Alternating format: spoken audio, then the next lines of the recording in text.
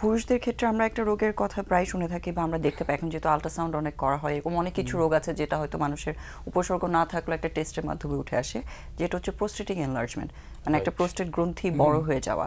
So এই বিষয়টা আসলে কত, আমরা তো জানি ডাক্তার হিসেবে যেটা ন্যাচারালি ফিজিওলজিক্যালি বড় হতে পারে, অনেক সময় অন্যান্য রোগের জন্য বড় হতে পারে।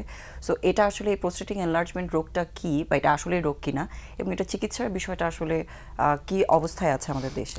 ধন্যবাদ আপনাকে। এটা আমরা মানে একটু এল্ডারলি পেশেন্টদেরকে পেয়ে থাকি সবচেয়ে বেশি, আফটার 60 বছরের পরে বেশি হয়, কিন্তু এটা আগেও আমরা বিভিন্ন কারণে প্রোস্টেট গ্ল্যান্ডটা এনলার্জ থাকে। বাংলা কথায় বললে আমরা আসলে প্রোস্টেট গ্ল্যান্ডটা একটা গ্রন্থির মতো এবং যেটা মূত্রথলির ঠিক নিচেই থাকে, আমরা এটাকে প্রোস্টেট গ্ল্যান্ড বলা হয়। এর দুটা কাজ আছে, এই কিছু হরমোন তৈরি করে, কিছু সিক্রেশন হয় এই ইয়াটার জন্যে।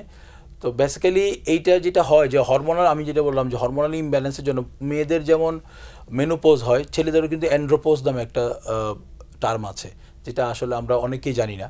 তো যখন বয়স বেড়ে যায় তখন হরমোনাল ইমব্যালেন্সের জন্য এটা বড় হইতে পারে, কিন্তু এছাড়াও যখন এটা বড় হয় তখন আমরা এটাকে বলি বেনাইন এনলার্জমেন্ট অফ প্রোস্টেট, মানে এটা একটা এনলার্জমেন্ট, একটা নিওপ্লাজম, কিন্তু ক্যান্সার না।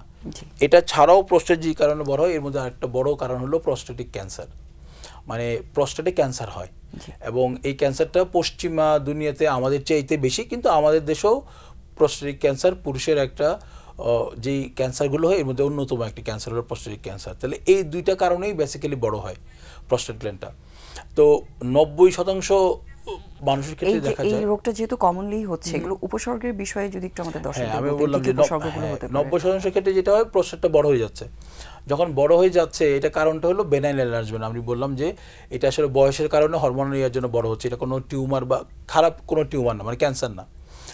এটার আসলে উপসর্গগুলো কি, আমরা এই উপসর্গগুলোকে ডাক্তারি ভাষায় বলি যে LUTS, মানে লোয়ার ইউরিনারি সিমটমস। কি হচ্ছে আসলে, মানে যেটা হয় সহজ বাংলায় বললে ঘন ঘন প্রস্রাব হয়। রাতেবেলা দেখা যাচ্ছে একজন ভদ্রলোক 2 বার 3 বার 4 বার ঘুম থেকে উঠছেন, তাহলে দিনের বেলা হতে পারে ঘন ঘন প্রস্রাব হওয়া। ওনার প্রস্রাবটা উনি ধরে রাখতে পারছেন না, যখন প্রস্রাব ওনার ধরছে উনি বাথরুমে যাওয়ার আগে হয়তো 2-1 ফোঁটা পড়ে যাচ্ছে, ওনার কাপড় চোপড় নষ্ট হয়ে যাচ্ছে। তারপরে যেটা বললাম, রাতেবেলা অনেক বারবার প্রস্রাব করছে, প্রস্রাব করার পর মনে হচ্ছে যে কিছু প্রস্রাব ওনার রয়ে যাচ্ছে। ওনার পুয়ার ফ্লো বলছে, মানে প্রস্রাবটা আগে যে বেগে বের হতো এখন সেই বেগটা বা ফ্লোটা ওরকম নাই। উনি যখন আরও চাপ দিচ্ছেন তখন দেখা যাচ্ছে যে এটা আরও বেশি খারাপ হয়ে যাচ্ছে, মানে ফ্লোটা কমে যাচ্ছে। এই উপসর্গগুলো নিয়ে রোগী আমাদের কাছে আসে। এছাড়াও এই রোগে যেমন হেমাচুরিয়া বা প্রস্রাবের সাথে রক্ত যেতে পারে, তো এইগুলো নিয়ে আসে। কিন্তু আপনি জেনে মানে আশ্চর্য হবেন আফরিন, আমরা কখনো কখনো এই রোগের জন্য কিডনি বিকল হয়ে গিয়েছে, এই ধরনের রোগীও আমরা পেয়ে থাকি।